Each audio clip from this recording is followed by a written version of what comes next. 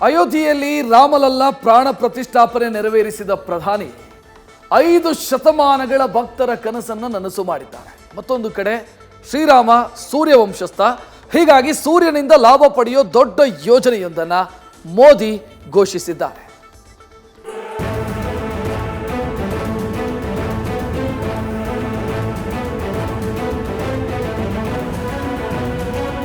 ವಸುದೈವ ಕುಟುಂಬಕಂ ಮಂತ್ರ ಜಪಿಸುತ್ತಿರುವ ಪ್ರಧಾನಿ ಮೋದಿ ನಿನ್ನೆ ಅಯೋಧ್ಯೆಯಲ್ಲಿ ಬಾಲರಾಮನನ್ನ ಪ್ರತಿಷ್ಠಾಪಿಸಿದ್ದಾರೆ.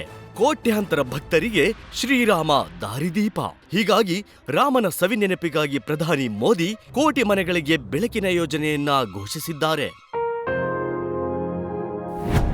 ಪ್ರಧಾನಮಂತ್ರಿ ಸೂರ್ಯೋದಯ ಯೋಜನೆ ಘೋಷಿಸಿದ ಮೋದಿ, ಸೂರ್ಯವಂಶದ ಶ್ರೀರಾಮನ ನೆನಪಿಗೆ ಸೂರ್ಯೋದಯದ ಕೊಡುಗೆ. ಅಯೋಧ್ಯೆಯಲ್ಲಿ ಶ್ರೀರಾಮ ಮಂದಿರದ ಪ್ರಾಣ ಪ್ರತಿಷ್ಠಾಪನೆ ಕಾರ್ಯಕ್ರಮ ಇತಿಹಾಸದ ಪುಟಗಳಲ್ಲಿ ದಾಖಲಾಗಬೇಕು ಎನ್ನುವ ಇಂಗಿತದೊಂದಿಗೆ ಪ್ರಧಾನಿ ಮೋದಿ ಪ್ರಧಾನಮಂತ್ರಿ ಸೂರ್ಯೋದಯ ಯೋಜನೆ ಘೋಷಣೆ ಮಾಡಿದ್ದಾರೆ. ನಿನ್ನೆ ಅಯೋಧ್ಯೆಯಿಂದ ದೆಹಲಿಗೆ ವಾಪಸ್ ಆಗ್ತಿದ್ದಂತೆ ಈ ಯೋಜನೆಯನ್ನ ಘೋಷಿಸಿದ್ದಾರೆ.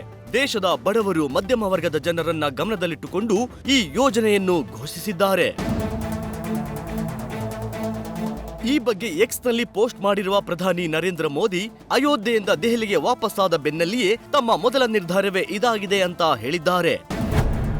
ಜಗತ್ತಿನ ಎಲ್ಲಾ ಭಕ್ತರು ಯಾವಾಗ್ಲೂ ಸೂರ್ಯವಂಶಿ ಭಗವಾನ್ ಶ್ರೀರಾಮನ ಬೆಳಕಿನಿಂದ ಶಕ್ತಿಯನ್ನ ಪಡಿತಾರೆ. ಅಯೋಧ್ಯೆಯಲ್ಲಿ ರಾಮಲಲ್ಲಾ ಪ್ರಾಣ ಪ್ರತಿಷ್ಠಾಪನೆ ಶುಭ ಗಳಿಗೆಯಲ್ಲಿ ಭಾರತದ ಜನರು ತಮ್ಮ ಮನೆಗಳ ಚಾವಣಿಗಳ ಮೇಲೆ ತಮ್ಮದೇ ಆದ ಸೌರ ಮೇಲ್ಛಾವಣಿ ಸೌಲಭ್ಯ ಹೊಂದಿರಬೇಕು ಎಂಬ ನನ್ನ ಸಂಕಲ್ಪ ಮತ್ತಷ್ಟು ಬಲಗೊಂಡಿದೆ. ಸದ್ಯ ಭಾರತದಲ್ಲಿ ಸೌರಶಕ್ತಿ ಉತ್ಪಾದನೆಗೆ ಒತ್ತು ನೀಡಿದ್ರೂ ಪೂರ್ಣ ಪ್ರಮಾಣದಲ್ಲಿ ಸೌರ ಬೆಳಕಿನ ಶಕ್ತಿಯನ್ನು ಸಾಧಿಸಲು ಸಾಧ್ಯವಾಗಿಲ್ಲ. ಹಾಗಿದ್ರೆ ದೇಶದಲ್ಲಿ ಪ್ರಸ್ತುತ ಸೌರ ಸಾಮರ್ಥ್ಯ ಎಷ್ಟು ಅಂತ ನೋಡೋದಾದ್ರೆ, ಡಿಸೆಂಬರ್ 2023ರ ವೇಳೆಗೆ ದೇಶದಲ್ಲಿ ಒಟ್ಟು 73.31 ಗಿಗಾವ್ಯಾಟ್ ಉತ್ಪಾದನೆಯಾಗಿತ್ತು.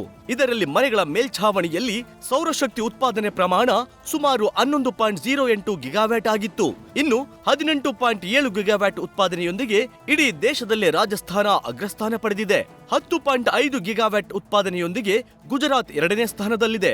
ಮನೆಗಳ ಮೇಲ್ಛಾವಣಿಯಲ್ಲಿ ಉತ್ಪಾದನೆಯಲ್ಲಿ ಗುಜರಾತ್ ಮೊದಲ ಸ್ಥಾನದಲ್ಲಿದ್ದು 2.8 ಗಿಗಾವ್ಯಾಟ್ ಉತ್ಪಾದಿಸುತ್ತಿದೆ. 2ನೇ ಸ್ಥಾನದಲ್ಲಿ ಮಹಾರಾಷ್ಟ್ರ ಇದ್ದು 1.7 ಗಿಗಾವ್ಯಾಟ್ ಉತ್ಪಾದನೆ ಮಾಡುತ್ತಿದೆ. ಒಟ್ಟಿನಲ್ಲಿ ಪ್ರಸ್ತುತ ದೇಶದಲ್ಲಿ 7ರಿಂದ 8 ಲಕ್ಷ ಕುಟುಂಬಗಳಷ್ಟೇ ತಮ್ಮ ಮನೆಗಳ ಮೇಲೆ ಸೋಲಾರ್ ರೂಫ್ ಅಳವಡಿಸಿಕೊಂಡಿದ್ದಾರೆ. ಹೀಗಾಗಿ ಸೂರ್ಯೋದಯದ ಯೋಜನೆ ಹಲವು ಬಡ ಕುಟುಂಬಗಳ ವಿದ್ಯುತ್ ದರದ ಹೊರೆಯನ್ನ ತಗ್ಗಿಸಲಿದೆ. News first bureau. News first ನಿರ್ಭೀತಿಯಿಂದ ನಿಮ್ಮ ಪರವಾಗಿ.